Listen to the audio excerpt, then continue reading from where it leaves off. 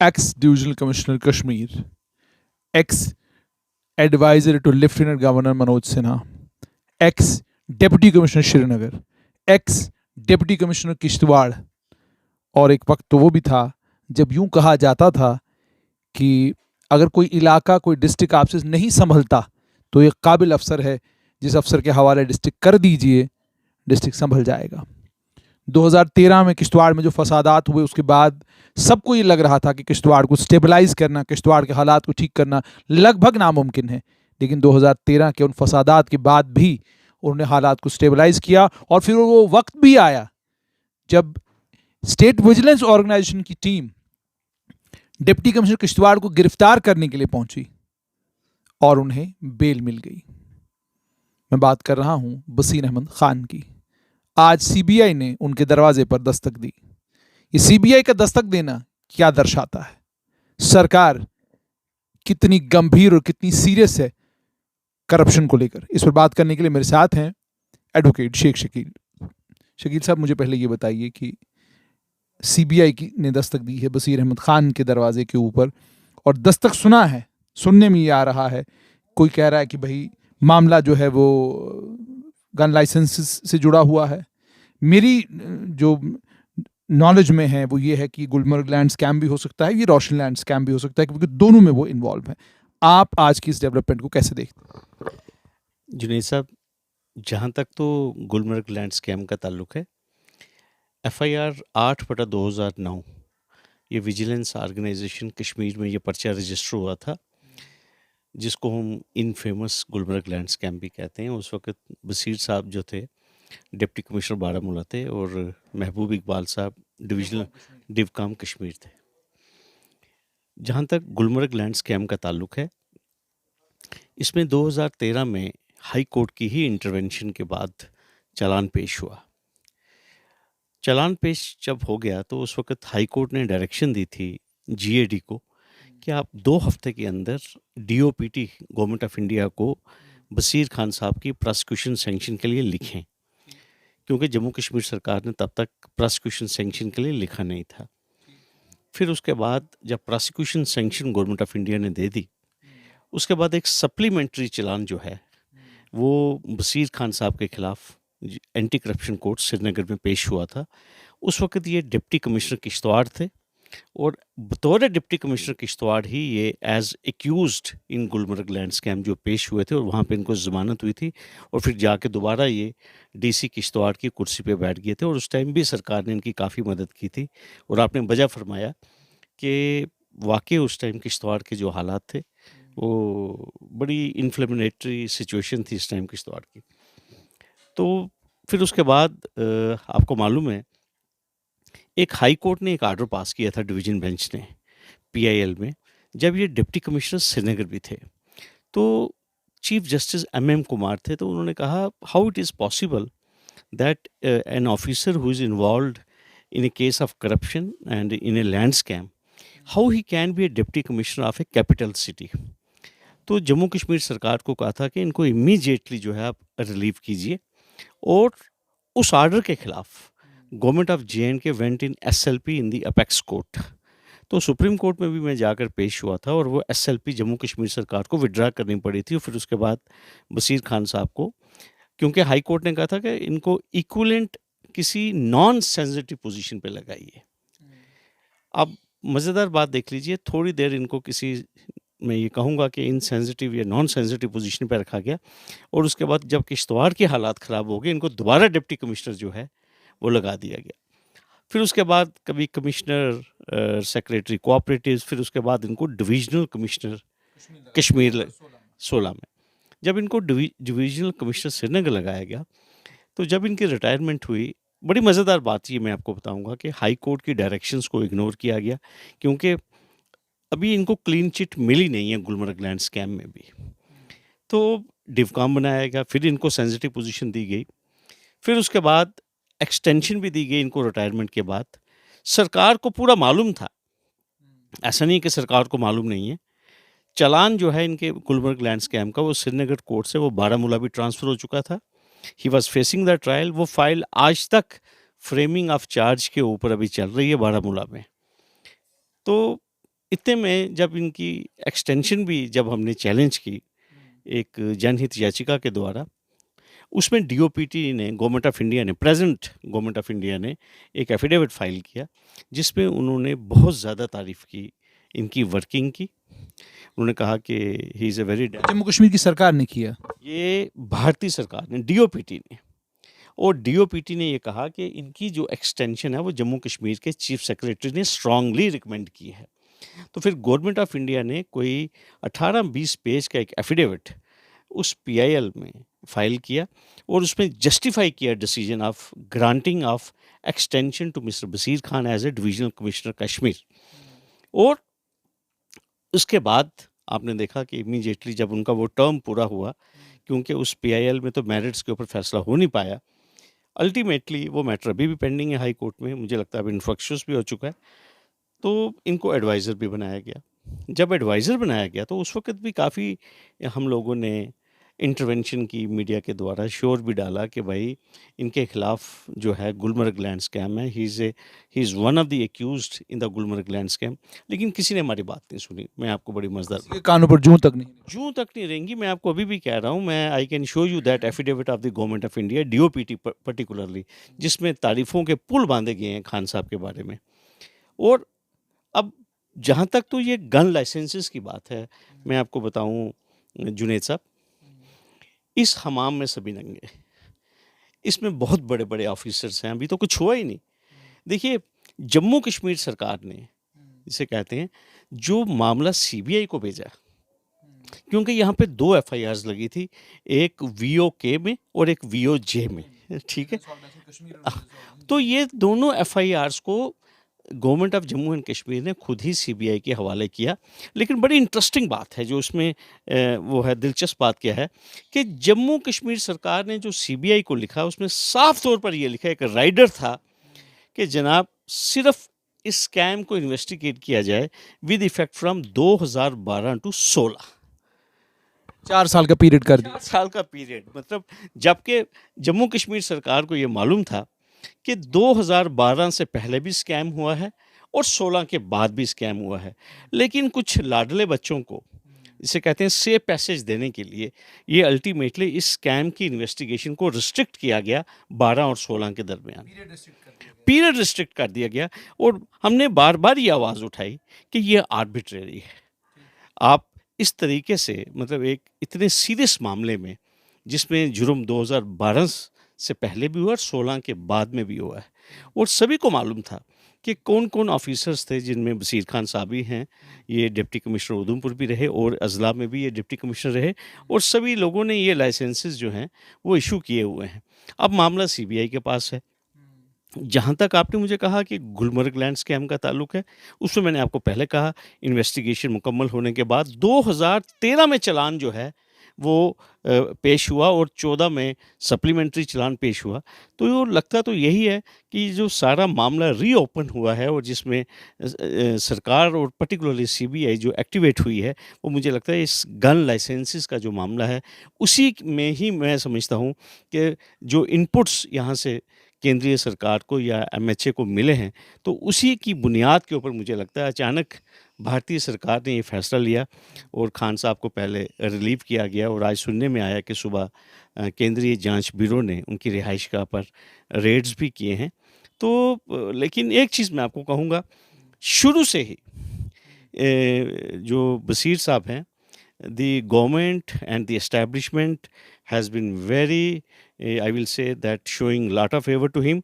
और मैं आपको एक बड़ी मज़ेदार बात कहूँगा, एसएस कपूर चीफ सेक्रेटरी थे जम्मू कश्मीर में, और जिस वक्त बशीर खान साहब की इंडक्शन हुई आईएएस में, Gulmarg land scam had already been there, FIR had already been registered, integrity certificate जो था उस वक्त, जो कि उनको चाहिए था यूपीएससी में और भारत सरकार में इंडक्शन के लिए, तो उस वक्त के जो चीफ सेक्रेटरी हैं, श्याम सिंह कपूर, हाँ, जो कपूर साहब थे, उन्होंने बशीर खान साहब को इंटेग्रिटी सर्टिफिकेट भी दिया। तो फिर उसके बाद मैं आपको बार बार एक चीज़ कहूँगा कि डिवीजन बेंच का जो ऑर्डर था पीआईएल में, Sheikh Mohammad Shafi union of India में, फिर ये क्या हो गया, ये क्या गुजरी कि मतलब इतनी मोहब्बत थी और इतना इतनी इतनी प्यार और इतनी शिद्दत वाली मोहब्बत कि हुकूमत जो है अपने एक बाज़ाब्ता रुके के ऊपर लिख कर देती है, कहती है कि जनाब इससे ज़्यादा कमाल का अफसर तो हमारे पास है ही नहीं। ये क्या हुआ कि कुछ महीनों के अंदर अंदर ही, कुछ सालों के अंदर अंदर ही एकदम से सारे का सारा सब कुछ पलट गया और सीबीआई दस्तक दे रही है बशीर खान साहब के दरवाजे के ऊपर? ये बहुत बड़ा सवाल है। मैं आपको कह रहा हूँ कि 2000, मैंने आपको पहले बताया, 2009 में केस रजिस्टर हुआ गुलमर्ग लैंड स्कैम का। 2013 में इन्वेस्टिगेशन मुकम्मल थी। 13 में ही प्रोसिक्यूशन सैंक्शन बशीर खान साहब की गवर्नमेंट ऑफ इंडिया देती है। उसके बावजूद भी आप देख लीजिए, his status was elevated from one post to another post. और अब जो हो रहा है, जो अब हो रहा है ये तो बड़ी हैरानकुन बात है। ये तो बहुत ही लाडले बच्चे थे भारतीय सरकार के भी। तो अब अगर यहाँ पे सरकार ने थोड़ा सतर्कता दिखाई है, तो क्या यही सतर्कता हृदयेश कुमार सिंह के मामले में, यही सतर्कता और अन्य कई और ऑफिसर्स हैं जिनके खिलाफ बाज़ाब्ता तौर पर सबूत हैं, जिनकी प्रोसिक्यूशन सैंक्शन मांगने के लिए बाज़ाब्ता चिट्ठी जो है वो चीफ मिनिस्टर के दफ्तर तक गई और वहाँ से उस वक्त की हमारी चीफ मिनिस्टर साहिबा, उन्होंने क्या कहते हैं, रुके पर दस्तखत करने से इनकार कर दिया और रुका वापस आ गया।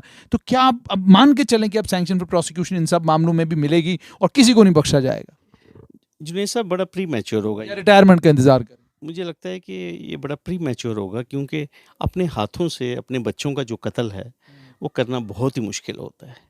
ये मैं आपको बताऊंगा। अभी आप रिटायरमेंट का इंतजार करें? देखिए, अभी आपको बहुत इंतज़ार करना पड़ेगा। ये जो फाइट अगेंस्ट करप्शन है, इसमें जो कुछ भी हुआ है, ये मैं आपको साफ बात कहूँगा, ये हाई कोर्ट की इंटरवेंशन की वजह से हुआ है। और कंटिन्यूस, जो मैं ये आपको कहूँगा कि जिस तरह आप शोर मचाते हैं, मैं ये कहूँगा, I give credit to the media. आप देखिए, पिछले 8-10 सालों से हम लोग लगे हुए थे पीछे कंटिन्यूसली कि भाई जो सेंसिटिव पोजीशंस हैं वहाँ पे आप इम्पेकेबल इंटेग्रिटी के। वो तो हमने, वो तो कहते हैं, वो those bridges have been burned, वो तो हमने तवक्का ही छोड़ दी कि हुकूमत कभी वाकई कुछ ऐसा करेगी कि इंसान को लगेगा जी हुकूमत ने कर दिया। देखिए, हमें भी इस सरकार से भी जहाँ तक करप्शन के खिलाफ फाइट करने का जो है, मुझे भी कुछ ज़्यादा इनसे उम्मीद नहीं है। ये बीच में पता नहीं कैसे इनको ख्याल आ गया। It was a big surprise for everyone जब सभी लोगों को ये मालूम हुआ कि जम्मू कश्मीर सरकार ने, भारतीय सरकार ने, जिसे कहते हैं, खान साहब को रिलीव कर लिया है। Nobody was ready. मैं आपको अभी भी कह रहा हूँ, जो मेरे पास एफिडेविट है इसी सरकार का, डीओपीटी का, जिसमें बशीर खान साहब की तारीफ़ों के पुल बांधे गए हैं, ठीक है। वो सरकार, अब देखिए कितनी सीरियस बात है कि एडवाइज़र आप बना रहे हैं किसी को, और उस शख्स के खिलाफ एंटी करप्शन कोर्ट में मामला है, फाइल फ्रेमिंग ऑफ चार्जेस के ऊपर है, his name is figuring in the chargesheet, लेकिन कहाँ सरकार ने परवाह की, ठीक है। उस वक़्त ये इतने क्लोज़ कॉन्फिडेंट थे चीफ सेक्रेटरी के, सरकार के, और चीफ सेक्रेटरी साहब ने चिट्ठी लिखी भारतीय सरकार को उनकी एक्सटेंशन के लिए।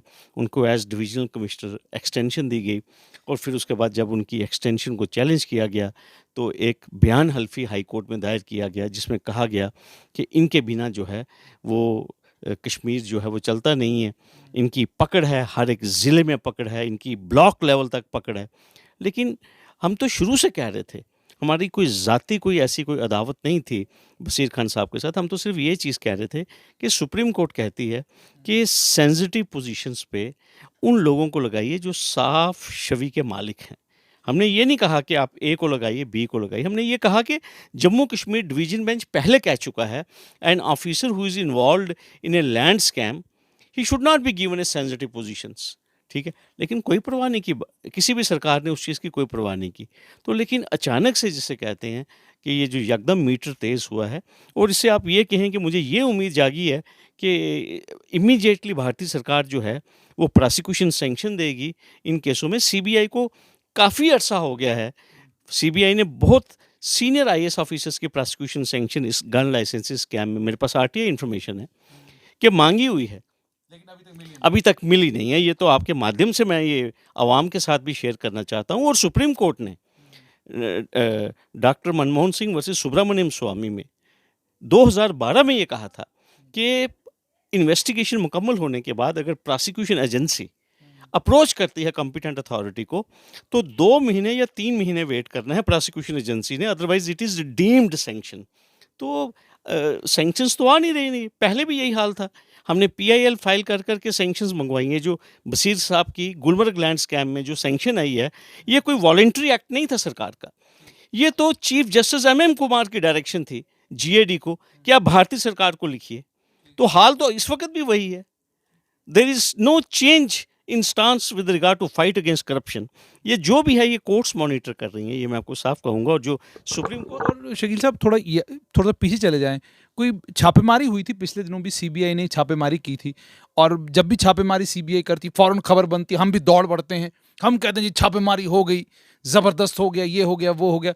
लेकिन वो क्या कहते हैं, टाइम टाइम फिश, कुछ हो ही नहीं रहा। छापेमारी की खबर बन जाती है, वाह वाह हो जाती है सीबीआई की, छापा मार दिया जी, छापा मार दिया, लेकिन उसके बाद जो है, बाद की कार्रवाई जो है वो नहीं हो रही। तो आपसे समझना चाहूँगा, ये शोमैनशिप है या वाकई CBI is very serious about ensuring that all these cases, चाहे वो गुलमर्ग लैंड स्कैम हो, रोशनी लैंड स्कैम हो, या आर्म्स लाइसेंस का ये मामला हो, इन मामलों में वाकई कोई कार्रवाई हो। छापेमारी करना, किसी के घर जाकर पड़ताल करना, ये तो कोई बड़ा बड़ा मामला नहीं है, ये तो रूटीन का मामला है, ठीक है। उसके बाद की कोई कार्रवाई आपको कहीं सुनने में आ रहा हो, कोर्ट में आप हलचल सुन रहे हो कि जनाब सीबीआई ये कर रही है, वो कर रही है? देखिए जुनेद साहब, बिल्कुल सही आपने कहा। मज़ा तो उस दिन आएगा जिस वक्त रोशनी लैंड स्कैम में लोग अंदर जाएंगे, जब ट्रायल कंक्लूड होगा, चार्जशीट पेश होंगी और लोगों को सज़ा होगी। और इसी तरह आप देखेंगे कि ये जो रैकेट है गन लाइसेंसेस में, जब इसमें चालान पेश होंगे, जब government of India prosecution sanction देगी, notwithstanding the fact कि इसमें कितने IAS और कितने KS ऑफिसर्स इन्वॉल्व हैं। आपको लगता है आपकी उम्र और मेरी उम्र में ही होगा, या इसके आपको लगता है कि हमारे चले जाने के कई सालों के बाद कोई कहानी लिखी जाएगी कि जनाब ये मामला शुरू हुआ था 2012 में, जाके ख़त्म हुआ है 2042 में? मुझे लगता है इसके लिए भी शायद कोई याचिकाकारी, कोई विसल ब्लोअर जागेगा 2 साल के बाद, 5 साल के बाद, वो कोई जनहित याचिका यहाँ पे करेगा और यहाँ पे कोई अपराइट चीफ जस्टिस होंगे, वो MM कुमार की तरह इनको डायरेक्शन देंगे कि लाइए जी सारा इस आर्म्स स्कैम का रिकॉर्ड लाइए, रोशनी की तमाम FIRs लाइए, और वो डे टू डे मॉनिटर करेंगे। फिर उसके बाद सैंक्शंस आएंगी, ठीक है। तो मुझे यकीन नहीं है कि हम अपने जीते जी शायद ये देख पाएँ। देखिए 9 अक्टूबर 2020 को गीता मित्तल और राजेश बिंदल जी की हिस्टोरिक जजमेंट आई रोशनी लैंड स्कैम में, जिसके तहत 17 FIRs को CBI को दिया गया। आज आप देख लीजिए 1 साल हो गया, CBI के पास भी केस गए हुए 17 FIRs, ठीक है। अभी एक भी केस में अभी चार्जशीट पेश नहीं किया CBI ने, एक भी केस में। हालांकि जो हाई कोर्ट में स्टेटस रिपोर्ट्स फाइल की उसमें कहा गया 2-3 केसों में इन्वेस्टिगेशन मुकम्मल है। तो अगर मुकम्मल है तो आप चालान क्यों नहीं पेश कर रहे? आप किस चीज़ का इंतज़ार कर रहे हैं? और हर डेट पे जो CBI की स्टैंडिंग काउंसिल है, मेरी फाजिल दोस्त मोनिका कोहली, वो हर डेट पे कहती हैं कि जम्मू कश्मीर सरकार का जो रेवेन्यू डिपार्टमेंट है वो हमें रिकॉर्ड फराहम नहीं कर रहा है। तो क्या CBI को अगर कोई शख्स रिकॉर्ड फराहम नहीं कर रहा है तो क्या CBI पावरलेस है? ये क्या मुझे कानून बताने की या वो सेक्शन CRPC की CBI को क्या गाइड करने की ज़रूरत है कि अगर कोई शख्स CBI को कोऑपरेट नहीं कर रहा है तो what coercive action CBI can take? तो कहने की ये बात है कि आप चीफ जस्टिस को रिक्वेस्ट कर रहे हैं हर एक स्टेटस रिपोर्ट में कि जम्मू कश्मीर सरकार हमें मींस के right hand is not extending any help to the left hand and left hand is not extending any help to right hand. तो इससे ये पता ये लगता है कि ये बड़े मध्यम चलेंगे, हम आराम से चलेंगे, खबर बनाएंगे, आज रेड हुआ, कल ये हुआ, कल वो हुआ, इसी में वक्त गुजर जाएगा। और ये लोग कोई चीफ सेक्रेटरी बनेगा, कोई एडिशनल चीफ सेक्रेटरी, कोई सुपर टाइम स्केल में जाएंगे, कोई। आखिर में एक चीज़ और भी बड़ा मतलब चल पड़ा है शहर के अंदर, और दाएं बाएं सब जगह लोगों में शोर मचा हुआ। कहते जी कोई ECG की मशीन कहीं रखी गई है, कोई CT स्कैन है। कहते हैं उस ECG की मशीन में जब किसी पेशेंट को डालते हैं या कोई CT स्कैन से किसी को गुजारते हैं, कहते हैं अगर कोई गड़बड़ नज़र आए फिर उसके बाद तय हो जाता है कि जनाब आप अगर एक पर्टिकुलर एक पार्टी को ज्वाइन करेंगे तो फिर ठीक है, सब आपका सब ठीक ठाक हो जाएगा, और अगर ज्वाइन आप नहीं करते हैं तो फिर मामला ख़राब है, फिर आपको जो है दाखिल होना ज़रूरी है। देखिए जुनैद साहब, मैं समझता हूँ आप जिस तरफ इशारा कर रहे हैं, मैं उसके ऊपर कम ही बोलूँ क्योंकि मैं सियासी आदमी नहीं हूँ। लेकिन being a student of law मुझे दुख होता है, पर्टिकुलरली एक सोसाइटी जिसमें हम कहते हैं कि रूल ऑफ लॉ है, जिसमें कानून है, जिसमें हम कहते हैं कि इंडिपेंडेंट जुडिशरी है। लेकिन फैक्ट यही है जो मैंने आपके साथ शेयर किया कि हमारी मंशा नहीं है, हमारी नीयत नहीं है, और हमारे ये जितने भी एक्शंस हैं ये सिलेक्टिव है। ये मैं आपको साफ कहूँगा, बस खबर की हद तक और लोगों को डरा के रखने के लिए कि भाई आप देखिए हमने किसी को एक बड़ी मछली को पकड़ लिया। देखिए, मैं आपको एक चीज़ कहूँगा, जब तक किसी शख्स को आप अल्टीमेट, जिसे हम कहते हैं ना कि he must be dealt under law. इसका मतलब क्या हुआ?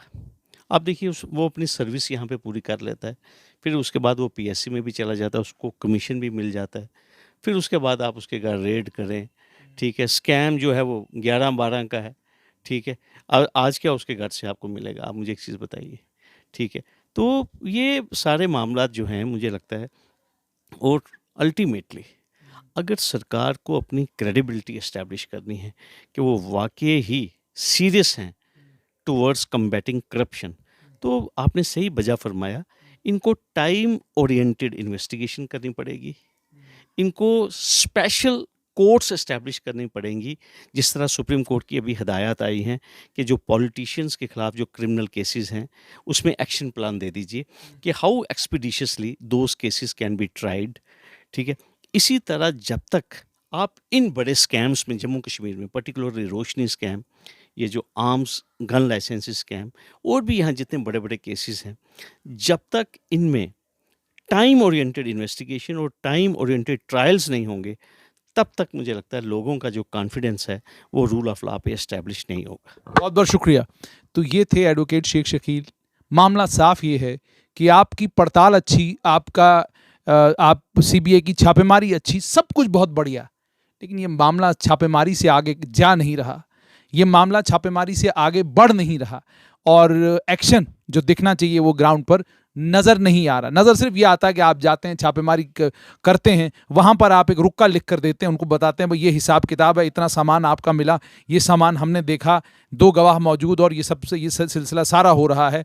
लेकिन वो जो सैंक्शन फॉर प्रोसिक्यूशन, वो जो आगे बढ़ने का मामला था, वो नज़र नहीं आ रहा है। बहरहाल कुछ तो शुरुआत हुई है, हम इस शुरुआत को भी अच्छी शुरुआत मानते हैं, और यकीन रखते हैं कि हुकूमत कुछ ऐसा करेगी जिससे आम आदमी को ये यकीन हो जाएगा कि करप्शन में लिप्त कितना भी ताकतवर आदमी हो, उसे अब बख्शा नहीं जाएगा।